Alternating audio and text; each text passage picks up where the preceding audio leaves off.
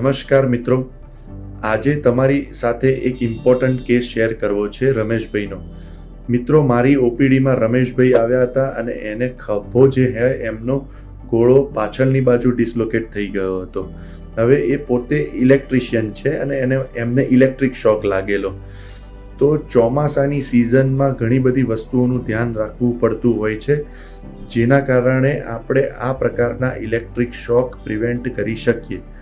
મિત્રો, જ્યારે પણ તમે કોઈ ઇલેક્ટ્રિક સપ્લાયવાળી વસ્તુને ટચ કરો છો તો રબરવાળા ચપ્પલ પહેરવા ખૂબ જ અગત્યના છે. કોઈ વ્યક્તિને કરંટ આવી રહ્યો છે તો એમને ટચ કરવું નહીં. ત્રીજું, કે તમે કોઈ થાંભલો જોવો પડેલો કે કોઈ ડેડ વાયર છૂટો પડો રસ્તામાં જતા તો એને ટચ કરવું નહીં, એને ડેડ વાયર ગણવો નહીં. ચોથું, તમારા બચ્ચાઓને એક્સટેન્શન બોર્ડ કે આ પ્રકારની કોઈ બી ઇલેક્ટ્રોનિક ઇક્વિપમેન્ટથી તમારે એમને દૂર રાખવા જોઈએ.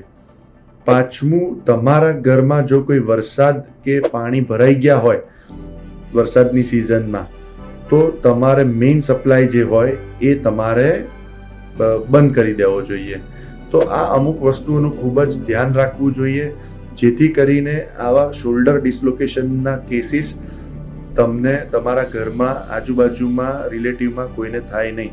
તો આ રીલ તમને ગમી હોય, આ ટિપ્સ તમને ગમી હોય તો ચોક્કસથી શેર કરજો અને અમારી ચેનલ લાઈક કરજો, આ વિડીયોને લાઈક કરજો અને ચેનલ સબસ્ક્રાઈબ કરજો.